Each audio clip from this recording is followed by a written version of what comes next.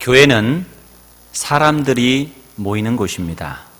하지만 교회의 머리는 우리 주 예수 그리스도이신 줄로 믿습니다.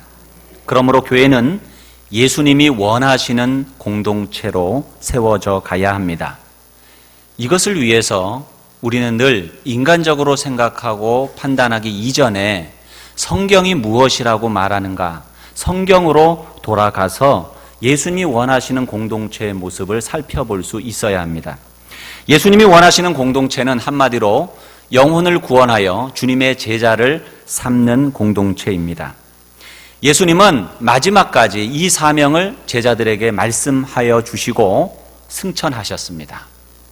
그리고 이 사명을 감당하시도록 제자들에게 오순절날 마가다락방에 기도하는 제자들에게 성령의 기름을 부어 주셨습니다. 그래서 영혼 구원하여 제자 삼는 이 사명을 그레이트 커미션, 주님의 지상명령, 가장 큰 명령이다. 우리가 그렇게 이야기를 하고요.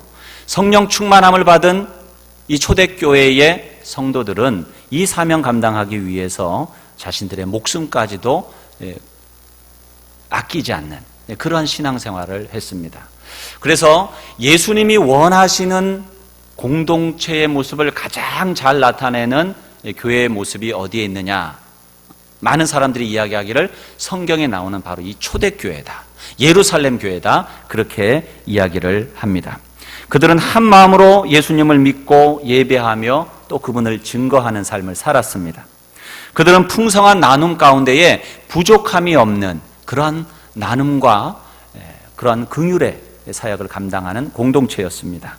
성령이 충만하여 사랑과 기쁨과 평강이 그들의 심령을 주장하였습니다. 뿐만 아니라 그들의 삶은 모범이 되어져서 많은 사람들에게 칭송을 받았고 구원받는 자의 수가 날마다 더했다라고 성경은 말씀해 주고 있습니다. 저는 우리 한우리 교회가 이 초대교회와 같은 공동체가 되기를 바랍니다. 그리고 우리 성도님들이 이 초대교회의 성도들과 같은 그런 성도님들이 되시기를 주의 이름으로 축복합니다. 그래서 우리가 교회가 행하는 모든 사역들은 예수님이 원하시는 공동체를 세우는 이 일에 기여하는 사역이 되어야 하는 것입니다. 우리가 교인 수 늘리는 것이 목적이 아니라 진정으로 영혼의 구원을 원한다면 모든 모임과 사역 속에서 VIP 영혼의 구원을 우리는 생각해야 돼요. 믿는 사람, 이미 믿는 우리 자신만 생각하는 것이 아니라 믿지 않는 영혼이 이 자리에 있다면, 우리가 함께하고 있다면 어떤 마음일까, 어떻게 느낄까, 이런 것들을 생각하며 사역해야 되고 그분들에게 초점을 맞추는 그런 사역의 방향이 설정이 돼야 될 것입니다. 우리 교회는 VIP 영혼 구원이라는 분명한 목적을 성취하기 위해서 예수 영접 모임을 한 달에 한 번씩 가지고 있어요. 복음을 모르는 사람들, 그런 분들을 초청해서 복음을 전하는 일을 합니다. 꼭 우리 교회 교인들이 아니더라도요.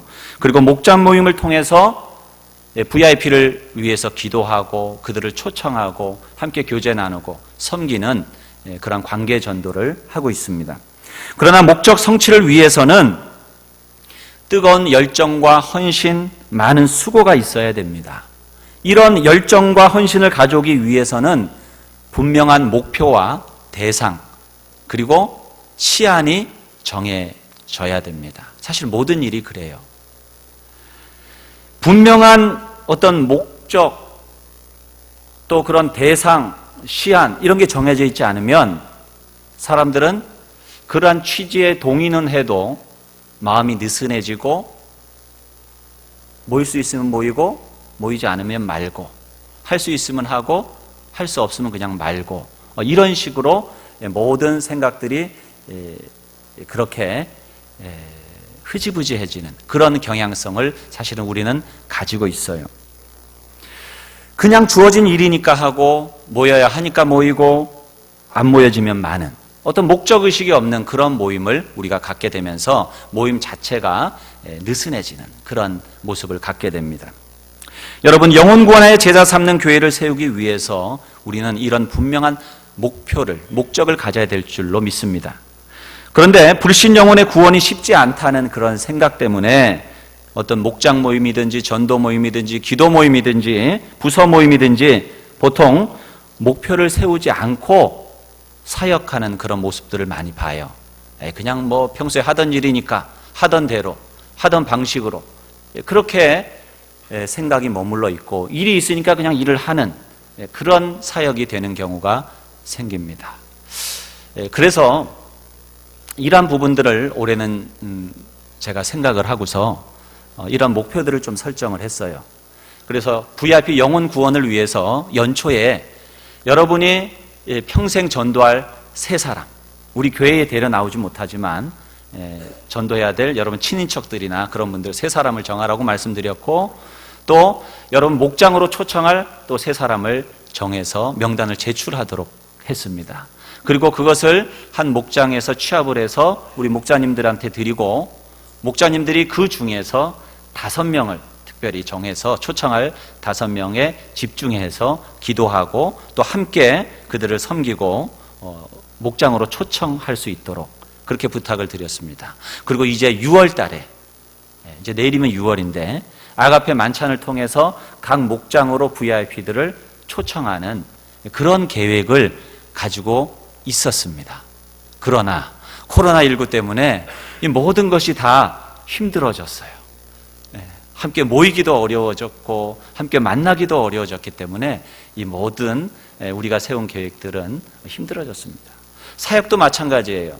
각 부서 기관들이 그냥 그렇게 모이고 안 모이면 말고 하는 식이 아니라 우리가 정말 이 사역이 영혼 구원하여 제자 삼는 일에 도움이 되는 그러한 사역, 그러한 부서와 기관이 되기 위해서 우리가 격월로 그렇게 모임을 계획했는데 한 번 딱 모이고 코로나19 때문에 그 또한도 모일 수가 없게 된 거예요.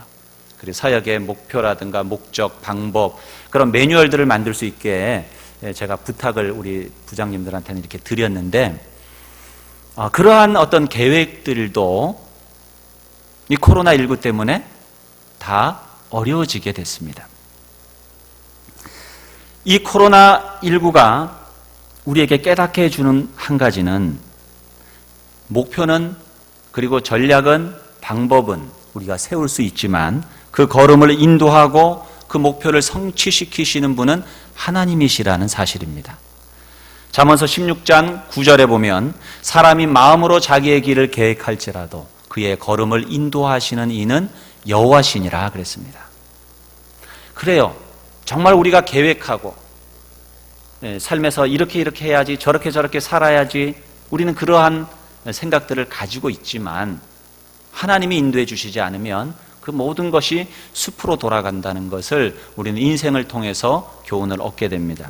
그러므로 우리는 늘 하나님의 인도하심과 은혜를 구하며 기도해야 하는 것입니다.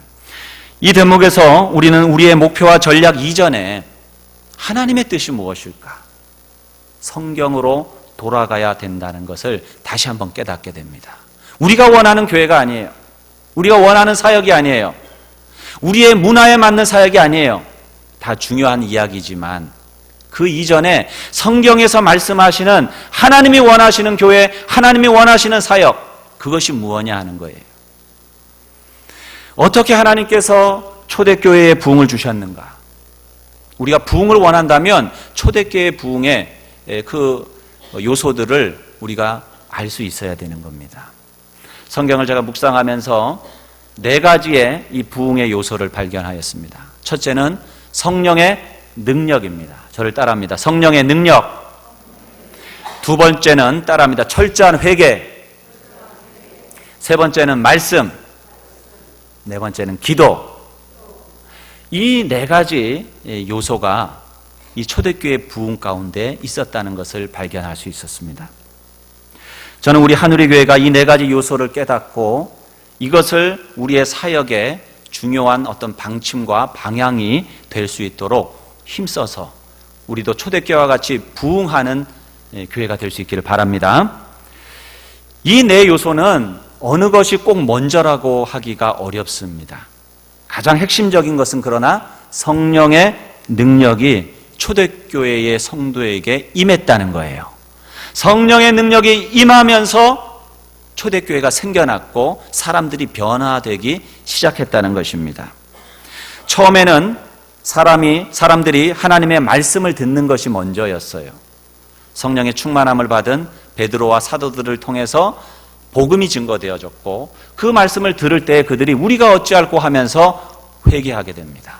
그들이 회개하고 나서 42절에 보듯이 그들이 사도의 가르침을 받았다. 곧 그 말씀에 순종하는 삶과 또 기도하기를 전혀 힘썼다 하는 기도의 삶이 이어지게 되는 거예요. 결국 성령이 주도권을 가지시고 이끌어 가시는 거예요. 그래서 하나님의 교회는 성령의 공동체인 줄로 믿습니다. 우리가 성령보다 앞서지 말아야 되는 이유가 여기에 있어요. 성령님이 원하시는, 성령님이 이끌어 가시는, 성령님께 순종하는 성령의 공동체가 되기를 주의 이름으로 축복합니다. 이 모든 과정 가운데 성령의 강한 능력이 있었음을 우리가 기억하면서 특별히 이 성령 강림 주일에 우리가 초대교회의 신앙을 회복하기를 힘쓸 수 있기를 바라요. 그래서 오늘과 다음 주에 두 번에 걸쳐서 초대교회의 신앙을 회복하자라고 하는 제목으로 은혜 나누기를 원합니다. 우리 하늘의 교회가 여러분 부흥하기를 원하십니까?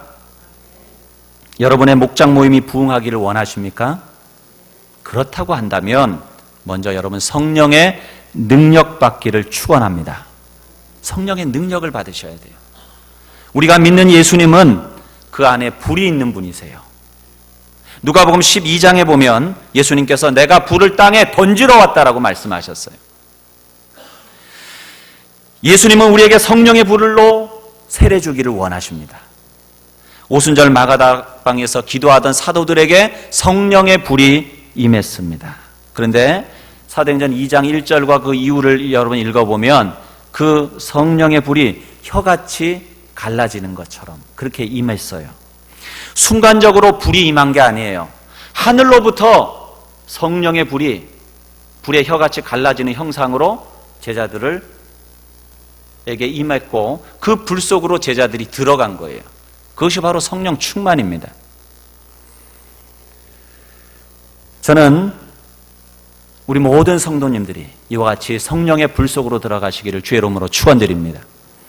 사도행전 1장 8절에 오직 성령이 너에게 임하시면 너희가 권능을 받고 예루살렘과 온 유대와 사마리아와 땅 끝까지 이르러 내 증인이 되리라 말씀하셨어요. 오직 성령이 임하시면 너희가 무엇을 받는다고요? 권능, 파워, 능력을 받는다. 두나미스, 다이너마이트가 여기서 나온 말이에요. 다이너마이트와 같이 폭발적인 그 능력이 성령을 통하여서 주어진다는 거예요. 여러분, 하나님이 우리에게 주신 것은, 우리 주님이 주신 것은 두 가지예요. 이 말씀에 보면 하나는 성령님이고 두 번째는 능력이에요. 우리가 이것을 혼돈하는 경우가 많은데요. 성령님과 성령의 불인 능력은 다릅니다. 성령의 불은 능력이고 권능이에요. 그 불은 에너지입니다. 하나님의 일을 할 수 있도록 우리에게 힘과 지혜와 능력을 주시는 것이 성령의 불이에요. 그렇지만 성령님은 인격이세요. 삼위 하나님 가운데의 한 위이십니다. 그래서 우리에게 말씀하시기도 하시고 우리가 기도할 때에 그 기도를 들으시기도 하셔요. 그러나 우리는 불에게 말하진 않아요. 그 불이 우리에게 말할 수도 없는 것입니다. 불이 임할 때는 능력이 임합니다. 하지만 알아야 될 것이 우리가 순결할 때에 이 불은 우리에게 유익이 되지만 우리가 순결하지 않을 때는 위험할 수도 있다는 것을 알아야 됩니다. 레위기 10장 1절로 2절에 보면 아론의 아들 나답과 아비후가 여호와께서 명령하시지 아니한 다른 불로 향단에 담아 여호와 앞에 분향하였다가 불이 성막에서 나와서 그들을 태워 죽이는 일이 있었어요. 여호와가 명하시지 않은 깨끗하지 않은 그러한 불을 주님 앞에 드렸다가 그 제단에서 불이 나와서 그들을 태워버렸다는 거예요. 초대교회도 이러한 역사가 있었죠. 사도행전 5장에 보면 아나니아와 삽비라가 베드로 앞에 자신들이 판 땅 전부를 드린다고 하면서 일부만을 거짓으로 드리게 되죠. 그때 하나님의 능력이 나타나면서 그 자리에서 아나니아와 삽비라가 죽임을 당합니다. 열왕기 하에 보면 불의 선지자 엘리야가 나오죠. 거기 보면 1장에 아하시아 왕이 경건하지 않은 50명의 군대를 보내서 이 엘리야를 잡아오라고 그렇게 시킵니다. 엘리야가 50인 앞에서 이렇게 이야기를 해요. 내가 만일 하나님의 사람이면 불이 하늘에서 내려와 너와 너의 50명을 살을지로다 하매 불이 곧 하늘에서 내려와 군사 50명을 살랐더라. 이때도 하늘로부터 불이 나와서 경건하지 못한, 깨끗하지 못한 그 50명의 군대를 태워버렸어요. 그리고 엘리야는 나중에 불병거가 또 내려와서 그를 하늘로 데려가기도 합니다.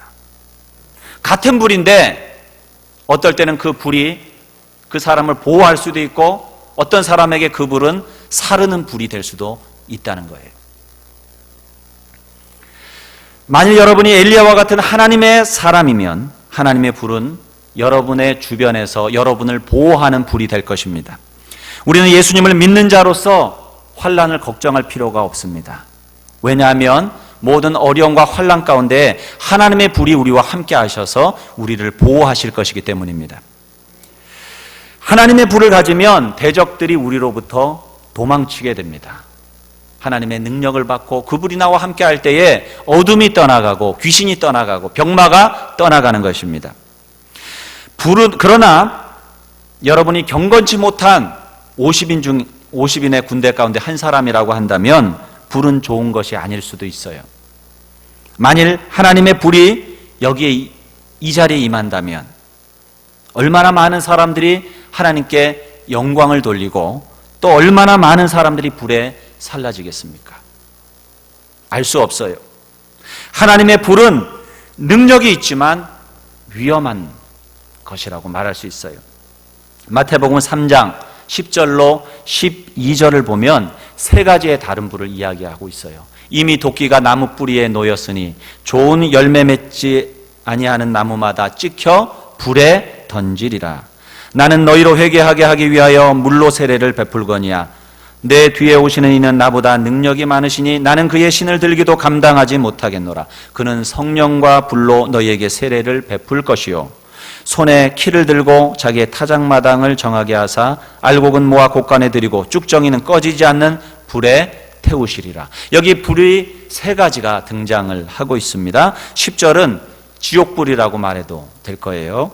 믿지 않는 자는 불의 연못에 던져지는데 그 불, 지옥의 불이 있어요. 심판의 불입니다. 그 불은. 11절은 불세례를 의미합니다.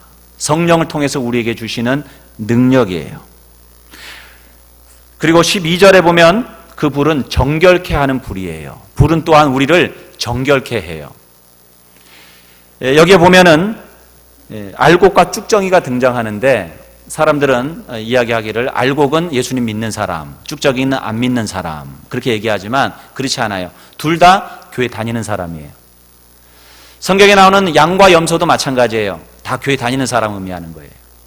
그렇지만 마지막 날에 주님이 양과 염소로 쭉정이와 알곡으로 나누신다는 거예요. 그러니까 우리가 두렵고 떨림으로 이 말씀을 들어야 돼요. 그 불이 임하면은 쭉정이는 태워버린다는 거예요.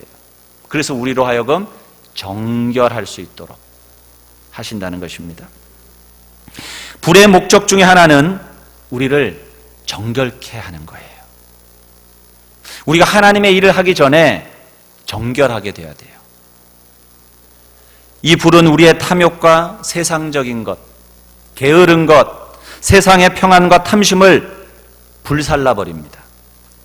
아마 이 자리에 계신 분들 가운데도 그러한 성령의 불을 경험하신 분들이 계실 거예요. 그 불이 임할 때에 떼굴떼굴 굴르면서 눈물 콧물 흘려가며 주님 앞에 회개하게 돼요.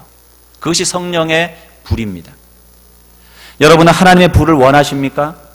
정말 주님 앞에 정결한 그릇이 되어서 쓰임받는 그러한 인생 되기를 원하십니까? 성령의 불을 사모하시기 바랍니다.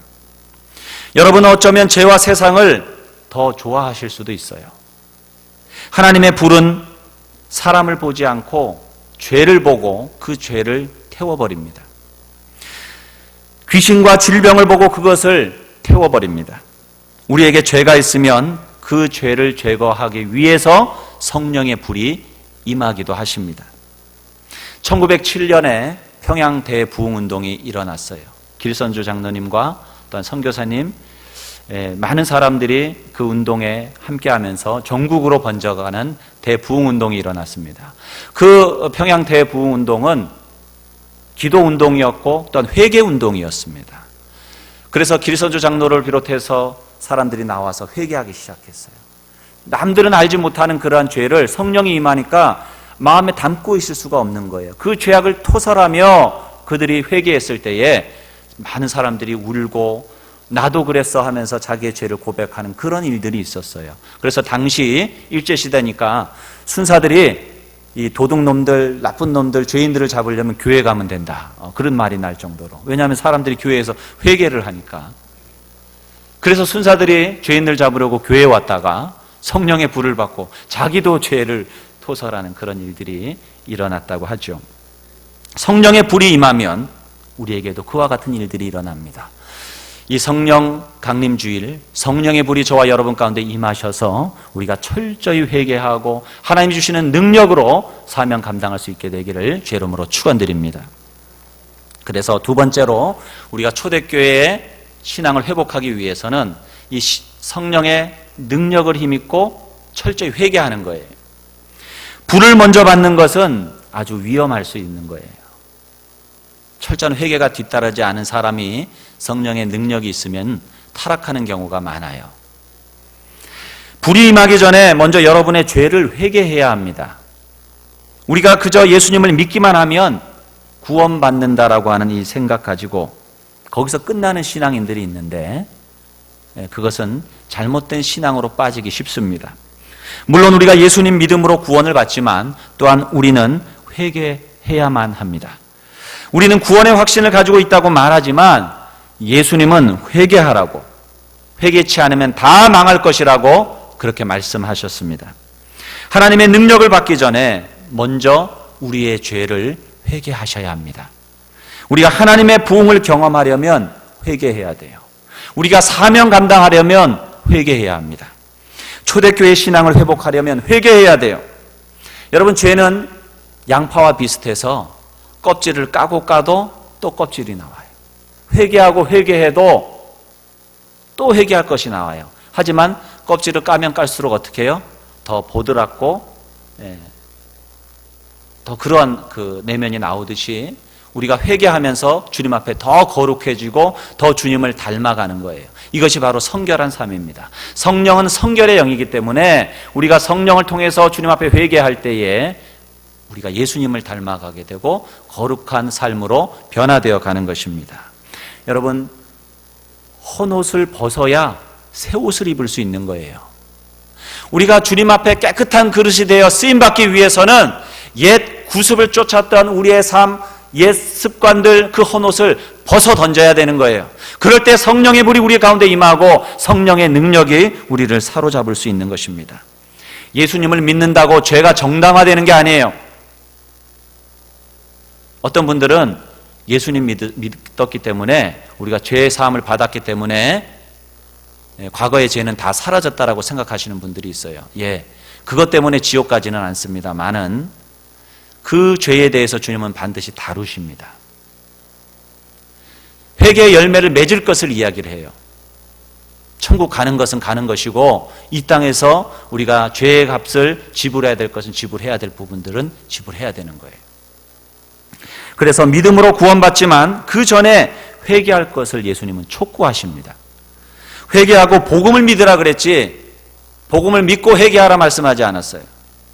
진정한 예수님을 영접하는 그 전제 조건은 회개에 있는 거예요.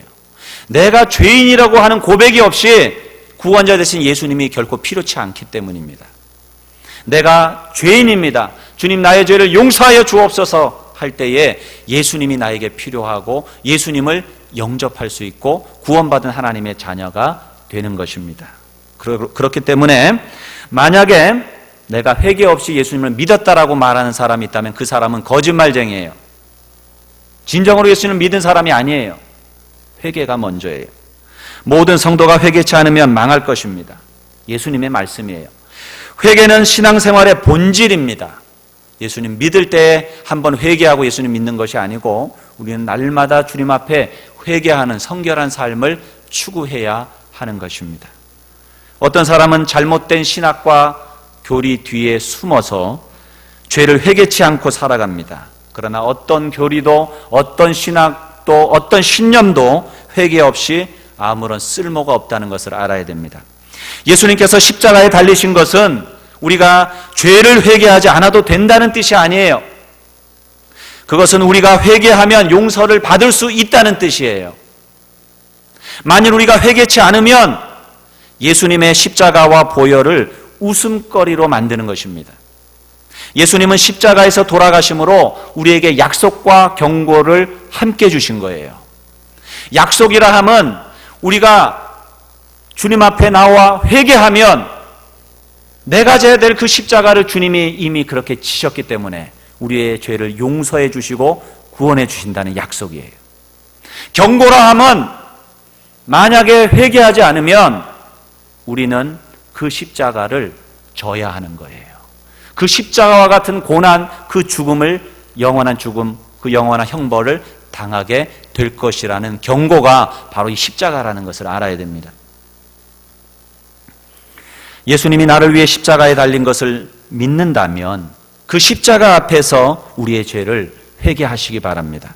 하나님의 능력을 받기 위해서 우리는 먼저 회개해야 합니다. 철저하게 회개해야 됩니다. 예수님이 십자가에 달리신 것은 우리로 하여금 회개케 하시기 위함입니다. 본문 37절, 38절의 말씀을 우리가 같이 한번 읽겠습니다. 37절, 38절 시작.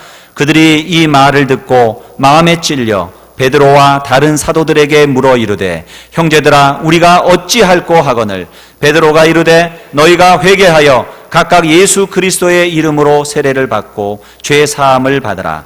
그리하면 성령의 선물을 받으리니 아멘. 사랑하는 성도 여러분, 우리 교회가 부흥하기를 원하십니까? 여러분이 사명 감당하기를 원하십니까? 성령의 불을 받으시기를 주의 이름으로 축원드립니다. 성령의 불, 성령의 능력을 받기 위해서는 철저한 회개가 필요해요. 하나님의 말씀이 선포되어졌을 때에 그 말씀에 여러분이 반응하여서 회개하는 것이 먼저예요. 그럴 때 성령의 능력이 여러분의 심령을 주장하게 될 것입니다. 죄를 회개하고 예수님을 믿으면 성령의 불세례를 받을 수 있습니다. 저는 우리 교회에 이러한 회개의 역사와 성령의 역사가 일어날 수 있기를 바랍니다. 성령 강림주의를 맞이하여서 여러분 철저히 회개하시고 성령의 능력으로 나를 덧입혀 주옵소서. 남은 인생 성령의 인도하심을 받아 성령이 주시는 힘으로 나에게 주신 사명 기쁨으로 감당하다가 주님 맞이하게 하여 주옵소서. 우리 교회가 그렇게 성령의 능력으로 충만한 교회가 되어 초대교회와 같은 그런 교회로 우뚝 서게 하옵소서. 이와 같은 결단이 우리 가운데 있게 되시기를 주의 이름으로 축원드립니다.